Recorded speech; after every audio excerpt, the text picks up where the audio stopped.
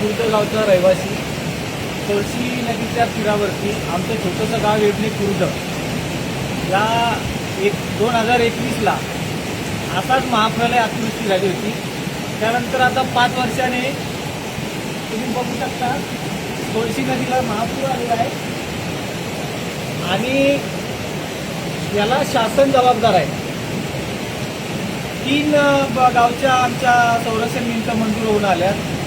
एरणे खुर्द, एरणे बुद्रुक आणि आचरी या 2 मंजूर झाल्या, 3 मंजूर झाल्या. पण आचरीची झाली, एरणे बुद्रुकची पण झाली आणि एरणे खुर्द आमची का राहिली याला आम्ही प्रशासन जबाबदार धरणार. बाकी तुम्ही बघू शकता 2026 म्हणजे 4 वर्ष आम्ही पाठपुरावा करून सुद्धा जर आमची संरक्षण भिंत होत नसेल तर याला जबाबदार प्रशासनच असेल. असाच प्रसंग 2021ला झाला होता. त्याच्यापेक्षा महाप्रलय आला होता.